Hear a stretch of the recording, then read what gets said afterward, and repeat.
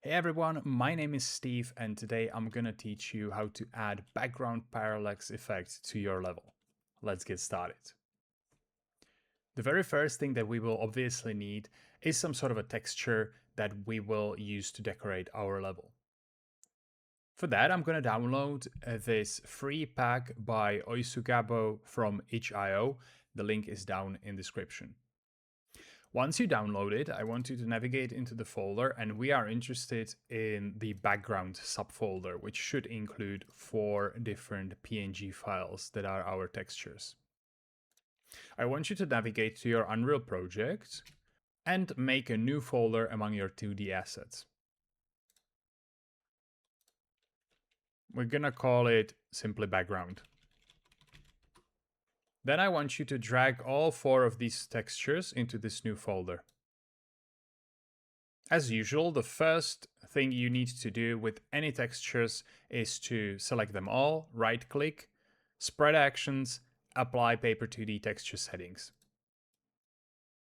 Next, we will turn all these textures into sprites. So again, select all of them, right-click, Sprite Actions, and create sprite.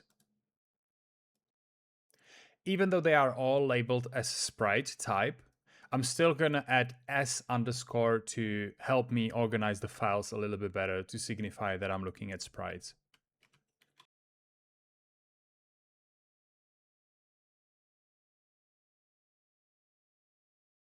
And now we can start dragging these sprites into our map.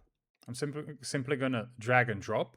I can drag it and just organize it as much as I want. Now, if you remember correctly, when we were creating our tile map and our player character, we have scaled up the pixel per unit property, which essentially made our assets larger. Therefore, we will also need to make the background assets or the sprites larger as well.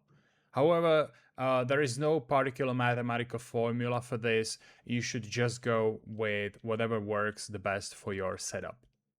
You can either press R and select all of the dimensions at once and just drag until you're satisfied with the size, and then maybe reposition the background a little bit. Or alternatively, you can just drag any of the scale properties as long as this lock icon is here, which maintains the proportions of your asset.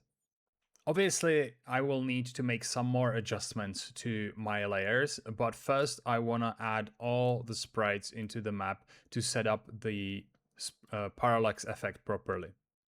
So now I'm going to drop the mountain, which is supposed to be a little bit behind this first layer. Again, I'm going to resize it. Move it maybe a little bit up, something along those lines. And move it a little bit further back, I think. Before you can start testing your parallax effect, you have to make sure that you actually have the parallax camera enabled. You can do this by going to your night blueprint or the player character blueprint that you're using. And if you select the camera, your projection mode should be perspective. You can save and compile, go back to your level, click play. And now you can see that as you run from side to side, different layers are moving at a different speed, creating the parallax effect. All right, let's now add all the remaining layers and start playing around with the positioning and sizing a little bit more. So I'm going to go back to 2D assets, background, and I'm going to drag in the sky. I think I want to move this one way further, but I also want to scale it up quite a bit. How far you put your background asset from your camera dictates how quickly or slowly it's gonna move on the background. Essentially, the further you put something away from your camera, the slower it's gonna move, which makes sense for things such as sky and the sun, which if you look at the horizon, no matter how much you move your player character or in real life, you know, the sky and the sun doesn't really move that much.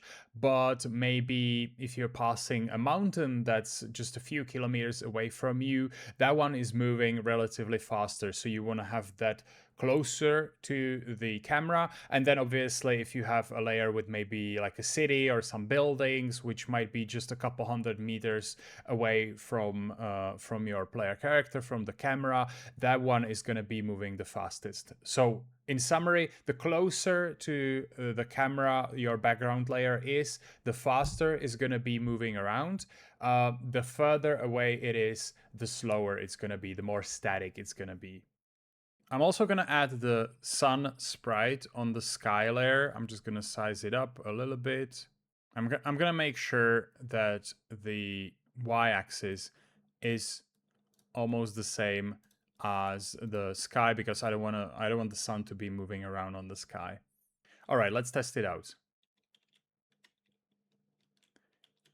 I think I'm relatively satisfied with how quickly the first two layers are moving around when I run, but I think I would like the sky to be moving much slower. So I'm gonna just push it further back. I'm gonna select back both the sun and the sky, and I'm just gonna drag it further back. Now, obviously, it's going to become super tiny. So now I'm just, while I have selected both the layers, I'm going to just scale them up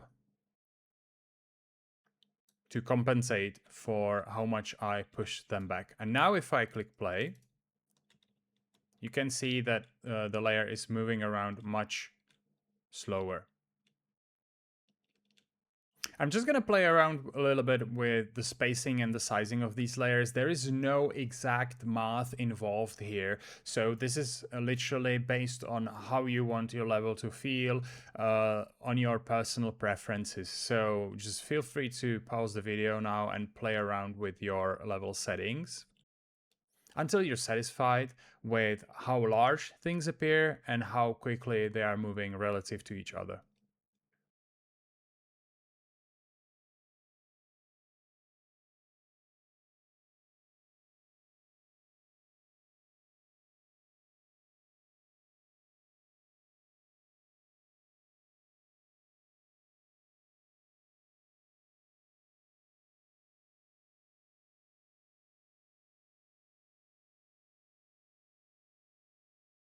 All right, I think I'm satisfied with the spacing and how far apart things are and how quickly they are moving relative to each other. So let's now fix up the rest of the background. The easiest thing that you can do in most cases is that you can simply duplicate the sprite next to each other until it fills the entire width of the level, which is exactly what I'm going to do right now. Probably the easiest approach is that you hold down the Alt key and drag on the X-axis arrow, which duplicates the layer and then moves it around. You can also hold down the Shift key, which moves your camera around. Now I just need to zoom in and make sure that this gap is filled. I'm just gonna drag on the X location property until there is no gap. And I'm gonna do the very same thing on the other side.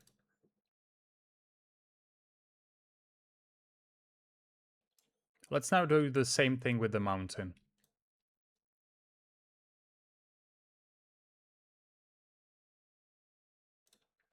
I'm gonna do the same with the sky, but this time I'm not gonna select the sun, obviously, because we only want to have one sun in our level. Because it's further apart, it might take you quite a few scrolls to get to the right position.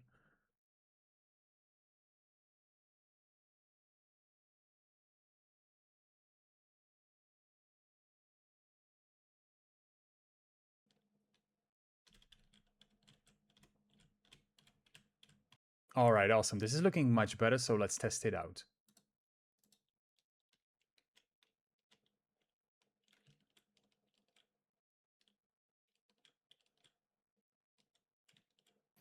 All right, that's actually much better, but there are still some adjustments that we need to make. For example, if you look just below my player character, you can see that there is a little bit of a gap in the background. Let's fix that now. To fix this gap, I'm gonna duplicate this layer with buildings. Again, I'm gonna hold Alt, but this time I'm gonna drag on the Z axis. I'm gonna place it roughly below.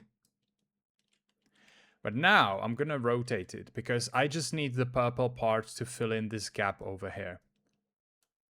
So I'm gonna rotate it by 180 degrees. And I'm gonna just drag it down further.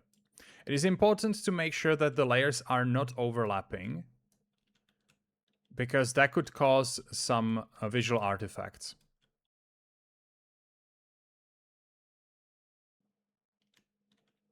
And voila, that is now also fixed.